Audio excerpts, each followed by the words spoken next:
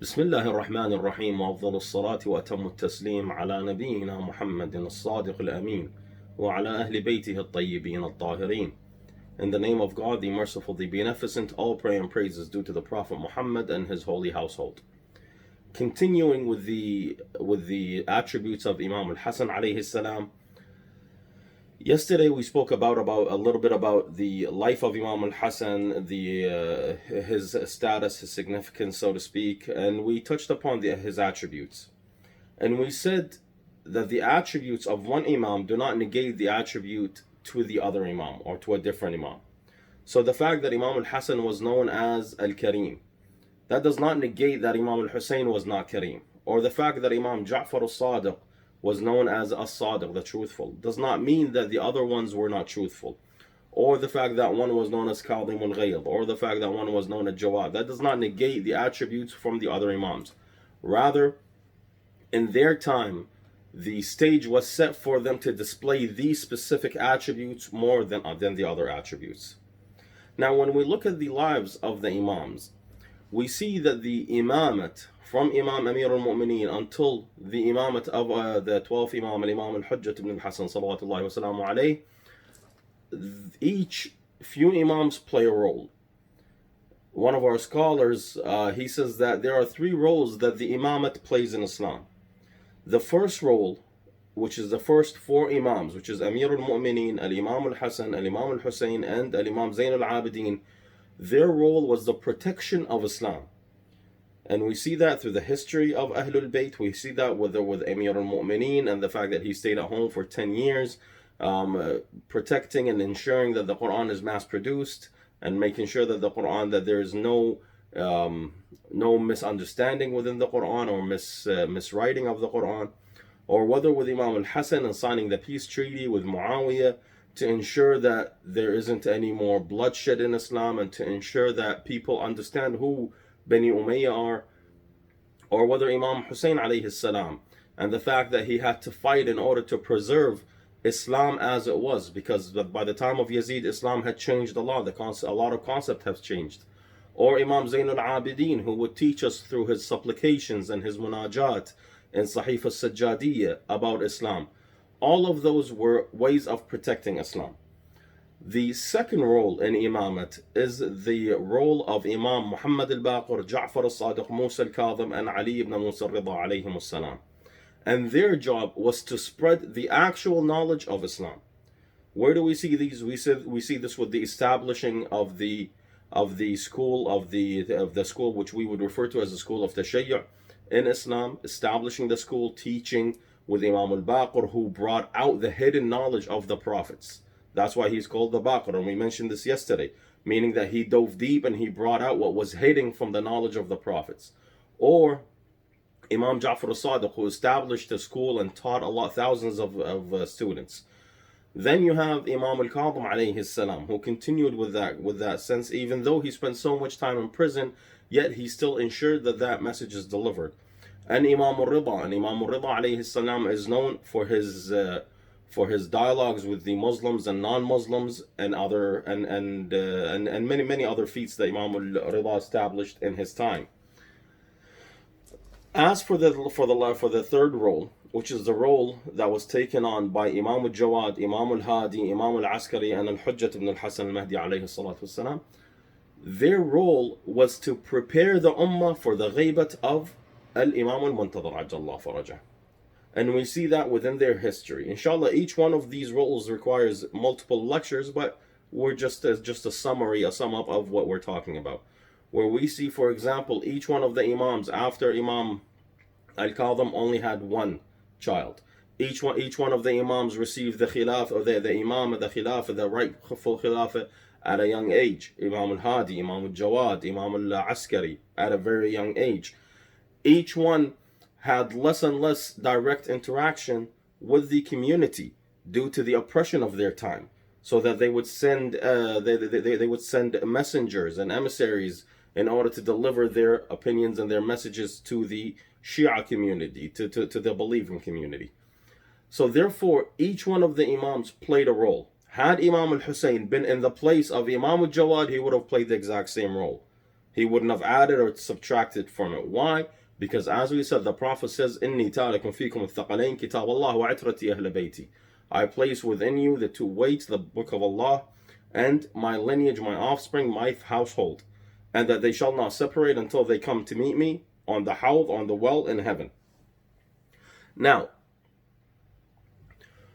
when we want to move past this, when we want to look at Imam Al-Hassan, we said that we look at Imam Al-Hassan not simply as the grandson of the Prophet, and not simply from an emotional standpoint. We say that we look at him from a musharra' standpoint. The fact that the Imam is a musharra'. The fact that Imam set rules for us to follow. Now, what are some of his other attributes? He was known for his prestige, for example. Imam Al-Hassan alayhi salam had a very high level of prestige. In what sense? In a sense that one of the quotes, one of the individuals, he says, if you were to see Al-Hassan ibn Ali, salawatullahi wa salamuhu alayhi, when you see him, you see the prestige of the prophets and the grandness of kings. So even though that he lived his life in a very poor and modest and pious way, his appearance, how he is, had a lot of prestige. The fact of the matter is, they say that Imam Al-Hassan salawatullahi wa salamuhu alayhi, if he would walk anywhere, no one would have the power, or not the power, let's say nobody would dare ride while Imam Al-Hassan is walking. That's the level of prestige he had. Now, not saying that he commanded people to step off of their camels or their horses or what have you. It's just when people see him, they would not be able to continue in their position. You know, as we say in Arabic, الأمثلة تضرب ولا تقاس. You know, the examples are given for a point, for an understanding, and not to be measured. An individual, if a respected scholar walks into your home, you can't stay seated. You have to stand up and greet them. Not because that individual commands it or demands it. Rather, it is it's an unwilling response out of respect. Likewise, if you are riding, for example, and you see a respected scholar who is walking by you, I don't think that you can continue riding while this respected scholar is walking by you. I think that you would have to get off of your horse or what have you in order to greet this individual. Same thing, but amplified with Imam Al-Hassan alayhi salam. They narrate that Imam Al-Hassan salawatullahi wa salamu alayhi did 25 trips to Hajj, to Mecca. All of those 25, he walked on his feet. He refused to ride anything. So once someone came to him and he said, Yabna Rasulullah, why wouldn't you ride? He says, the Imam says, I had made a nidr to walk for Hajj as much as I can. I had made a nidr to walk. I have to walk. He says, Yabna Rasulullah, but the Imam then says, tell the people to ride. I'm the one walking. That's because I have a nidr. Tell them that they should ride. He says, Yabna Rasulullah, innahum la yajra'un. They do not dare. They don't have the capability. They can't bring themselves to ride while you are walking. So what he does is he ends up sitting aside, waiting for the caravans to move along, and then he would continue his walk. That way the people do not feel obliged to walk behind the Imam. Nonetheless, the Imam was known as the grandson of the Prophet, which is more than enough prestige. However, he put on more prestige. He revealed more prestige. He commanded prestige. In one narration, they say that a man came from Damascus, and Damascus at the time was in the control of Bani Umayyah, of Muawiyah specifically, and Muawiyah had spread hatred of Ahlul Bayt within Damascus, within the people of Sham, of the Levant. Not Damascus specifically, the city, but the Levant in general, because that's what he was in control of. So he had spread the hate and spread lies and propaganda about Ahlul Bayt. They say that this man came for a visit to Medina, and while he was in Medina, he saw Imam Al-Hassan alayhi salam riding on the back of a donkey. So when he looked at him, he grabbed one of the people walking by, and he says, I ask you, who is this individual on the back of this donkey? He has an unseen prestige, a prestige that I cannot understand, or nor can I see, nor can I comprehend. The man looks at him and he says, You don't know who that is? He says, no, I don't. He says, this is Al-Hassan ibn Ali salawatullahi alayhi, the grandson of the Prophet. They say that this man came to Imam Al-Hassan and he began insulting Imam Al-Hassan and Amir al-Mu'mineen. Why? Because he was taught something wrong about Ahlul Bayt. He was ignorant about Ahlul Bayt. He was taught the hate of Ahlul Bayt without knowing the truth. So they say the Imam stood there and listened to him and did not respond. He just waited for him to finish. When he finished, the Imam looked at him and he says, are you done? He said, yes. He says, let me ask you a question. Are you here? Are you a stranger in this land? I don't know you. I haven't seen you before. If you are here and you do not have a way to get back to your home, I will give you a way to get back to your home. If you're here, I would like for you to bring your mata', your luggage, and bring them over to our house. Stay with us for a few nights. If you do not have clothes to wear or proper clothes, we will give you from our clothes. If you're hungry, we will feed you. If you're thirsty, we will quench your thirst. What need do you have of us? We will fulfill. Then he says to him, if I take you with me to my house, I will show you the places where Jibreel and Mikael alayhim salam came, descended upon to this earth. They say this man was so embarrassed, he stood and he didn't know what to say to the Imam. Then he says, Yabna Rasulullah, I did not know this was your who you are. I did not know these were your attributes. I have been told something completely different of you. They say then he went to kiss the hand of the Imam and he said, Halli min tawbah. Is there tawbah? Is there repentance for me? The Imam looks at him and he says, yes, if you ask for repentance, Allah shall forgive you. Nonetheless, these are the attributes of the Imam, salawatullahi wa salamu alayhi. One other attribute that he is very well known for is the understanding of hilm. Hilm, we hear this a lot. What is hilm? Hilm in Arabic is known as dabtun nafs, controller, restraining yourself. However, we have a misunderstanding of hilm in our day-to-day life. When we look at hilm, we say that hilm is simply not fighting back. It's not, and not only fighting back as in the physical sense, I mean fighting back as in not standing for yourself. That is incorrect. In fact, hilm, it means forbearance or meekness. And we explained this in a previous lecture. Meekness is having the power to take what is rightfully yours or to fight for what is yours, but choosing not to because it's unwise at the time. For example, it could be unwise. However, it's not weakness, it's meekness. Meekness as in M-E-E-K with the letter M. Not weakness with W, because weakness is different. Weakness is not having the capability to take back what is rightfully yours. Meekness is having the right or having the capability, but choosing not to take back what is rightfully yours. However, there are conditions for that. Now, what are the conditions and limits? There are multiple conditions and limits. We will narrate 3 of those. First of those is the fact that Amr bil Ma'ruf and Nahi an Munkar. Hilm should not contradict Amr bil Ma'ruf and Nahi an Munkar, enjoining what is correct and forbidden what is wrong. Those two should not contradict each other. Why? Because Hilm is not an obligation. However, Amr bil Ma'ruf and Nahi an Munkar is obligation. Now, granted, Amr bil Ma'ruf and Nahi an Munkar is an obligation. It's obligatory under certain conditions. For example, knowing that this individual will listen to you if you do Amr bil Ma'ruf and Nahi an Munkar. Knowing that your life that you're not putting your life in threat, doing Amr bil Ma'ruf and Nahi an Munkar. Although sometimes it requires it, like in the case of Imam Al-Hassan salawatullahi wa salamu alayhi. Doing Amr bil Ma'ruf wa Nahi an Munkar was required to the point where he sacrificed himself. And in the very famous quote, the poet says, "In kana dinu Muhammad la yastaqim illa bidami." If the faith of my father, of my grandfather, the Prophet Muhammad, was not to continue unless I spill my blood, then let the swords take me. فَيَا سُيُوفْ خَذِينِ. So in that sense, Amr bil Ma'ruf and Nahi an Munkar, it got to a point where it was for the sake of Islam, for the sake of saving the true identity of Islam. Hence the Imam had to sacrifice himself.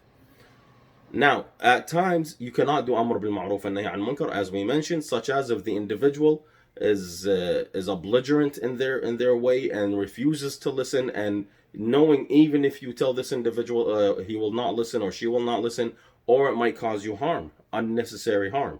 Granted, in between two brackets, we'll put the word unnecessary harm. Now,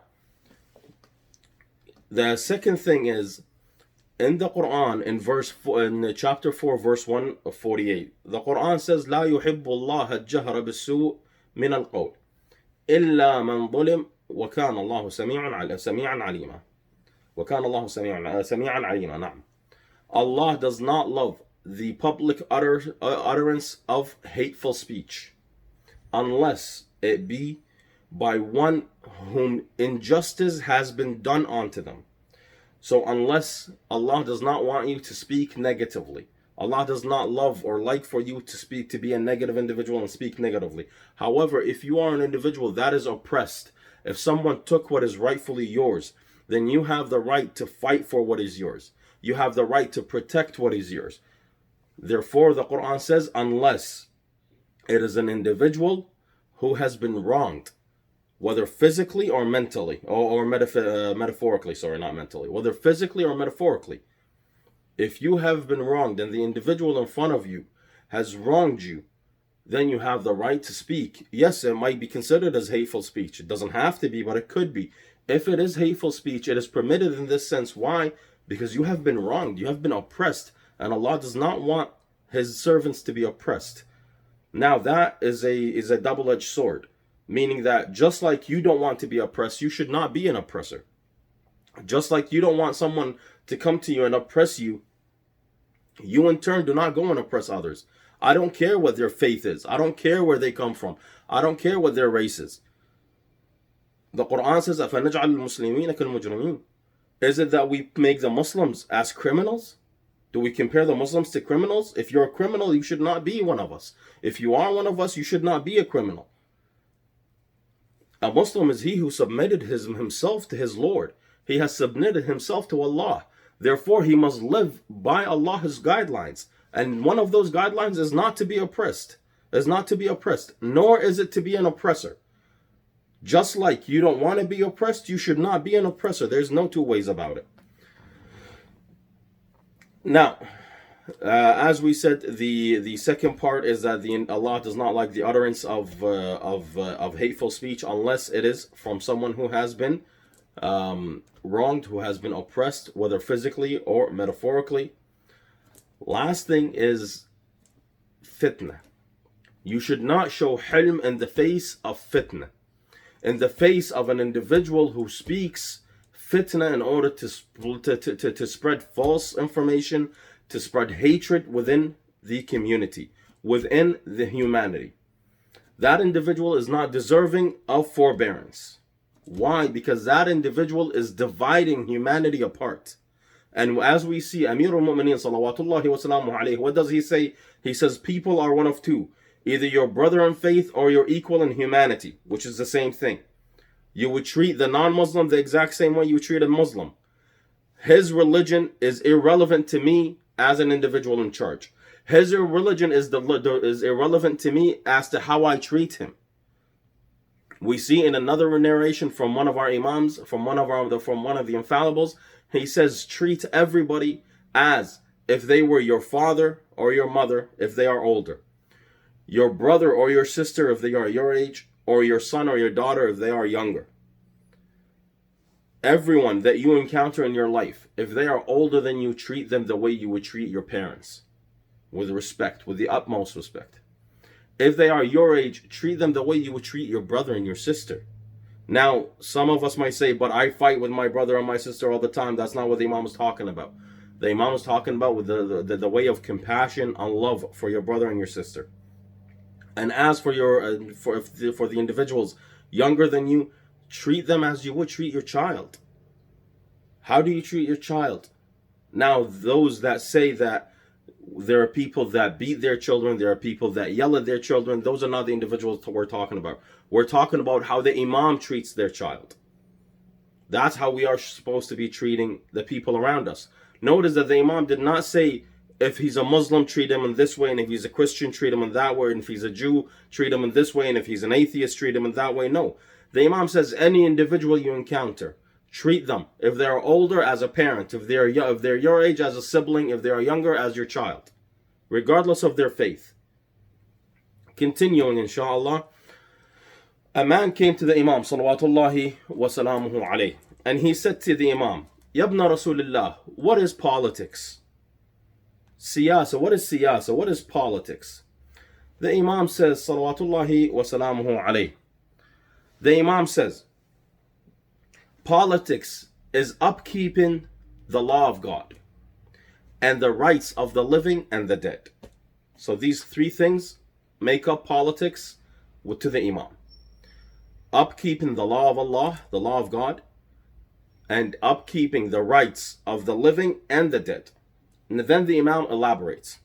He says, as for the law of Allah, as for the law of God, it is to do what He subhanahu wa ta'ala has obligated upon you and to refrain from what He has forbidden upon you. And that is extremely important, because if you are a proper Muslim and you do what Allah has required of you, and by extension the Prophet and his Ahlul Bayt, then you have fulfilled the requirements of what we would call politics, of what we would refer to how to treat others, how to be treated, how to pass stuff on, and so forth.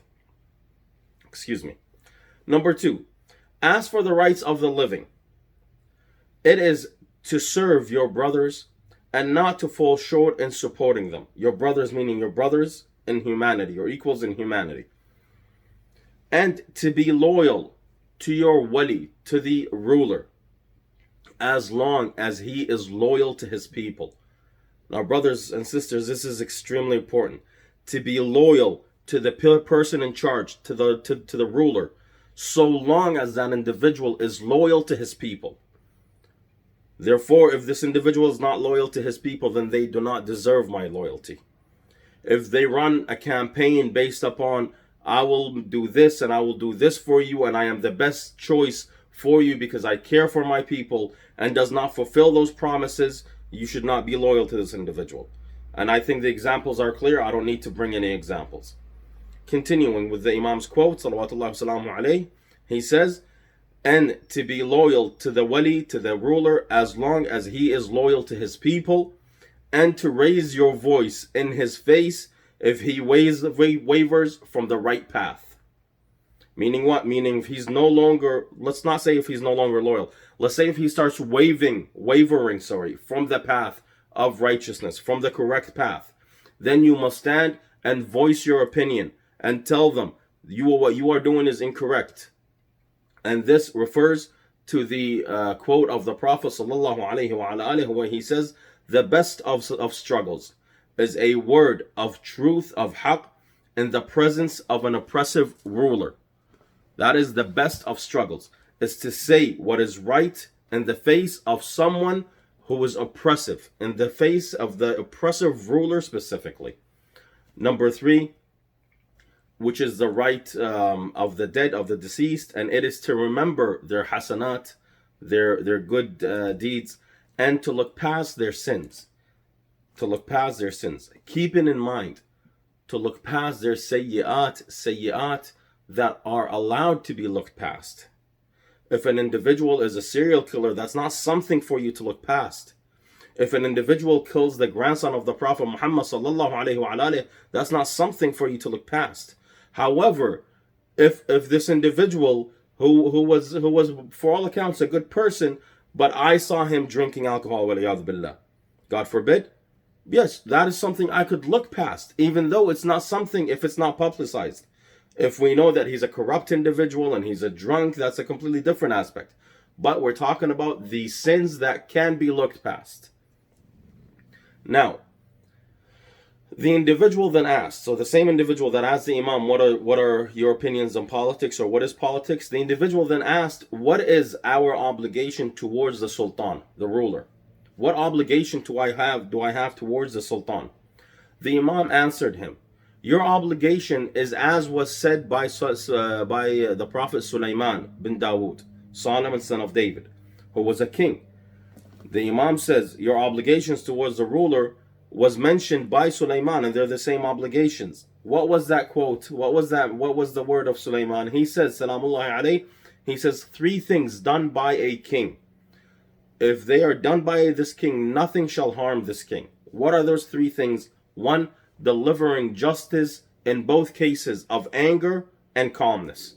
So the ruler should deliver justice in every case, whether he's upset, whether he's happy, whether he's calm, whether he's angry. All of those are irrelevant. How he feels is irrelevant. We require justice from our ruler. Number one. Number two, fearing Allah publicly and secretly. Being a servant of Allah, fearing Allah in public and in secret. Number three is not taking wealth or the money of people by force. So not enforcing taxes and breaking people's back by enforcing taxes the way, let's say, for example, that the European kings used to do a long time ago, right? Now, taxes is a normal part. That's something that we need in order to build our countries. However, the Imam is saying here, taking the people's wealth by force, specifically by force, and squandering it and spending it in extravagance. At-tabdhir wal-israf. What is the difference? Tabdhir, okay, is squandering it, is spending it on useless stuff. Israf is spending more than you need on stuff that you might need. So instead of buying a car that's, I don't know, 30,000, 40,000, he ends up buying a car that is 250,000, 300,000. Again, this is the money of whom? This is not his personal money. This is the money of the people. And as a ruler, he has a right to use the money. However, his duty is to use the money where he is supposed to. Now, keeping one thing in mind, brothers and sisters. Allah created us on this earth. What does Allah say in the Quran? Allah says to the angels, Inni ja'ilun fil ardi khalifa. I will be placing a vicegerent on earth, which is the highest honor that can be achieved. Why? Because you are the vicegerent of Allah. Now, in essence, the actual vicegerent is the Prophet sallallahu alaihi wa alihi, and the Imams by association, and the Prophets after them. However, you as an individual and me as an individual are also vicegerents of Allah.